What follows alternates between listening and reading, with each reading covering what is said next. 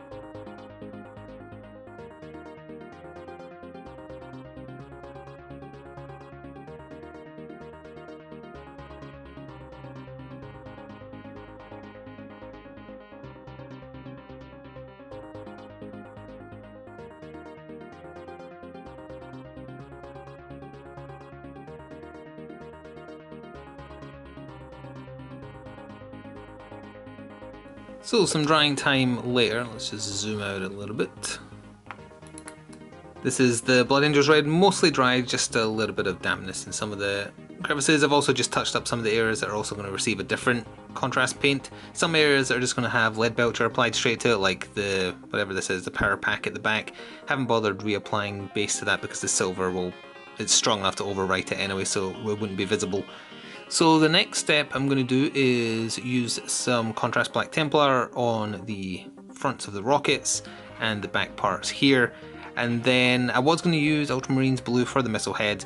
I think to save a step of having to go over them again with base, just going to use a Crag Blue or something similar like that, but let's see.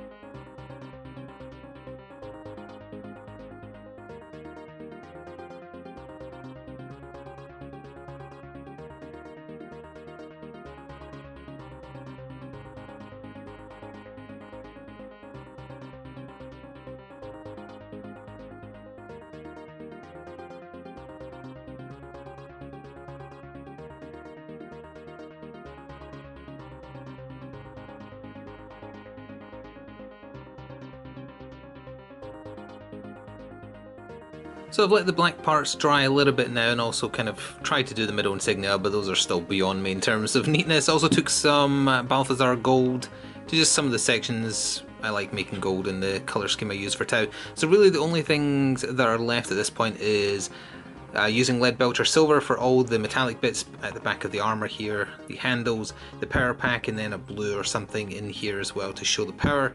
And just the power packs here and the joints on the hands. Not going to use contrast paint for that, that's just going to be lead belcher, and then once that's dried, a generous helping of non-oil over the top, and then blue for the metal head. So we'll be back with all that done, hopefully, soon. So a little bit later, but here is the finished broadside, being a little bit careful with touching the base because there's still PVC glue drying on the rocks and stones there, but more or less done. And then we can compare it to, this is a broadside done entirely just with normal paint some time ago.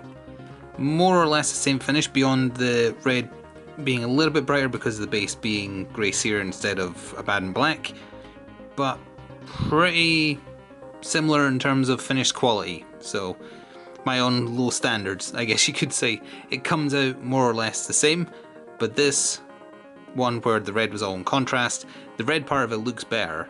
And it took me, what, 4 or 5 minutes tops. So definitely an improvement, I would say. Very nice and quick, with a very acceptable finish, I would say. If you haven't checked out the other videos of me painting things in contrast, go check them out. There will be more to come. A mixture of models, not just ones using red. We'll try and vary it up next time. Thank you for watching though. Hope you enjoyed, and ta for now.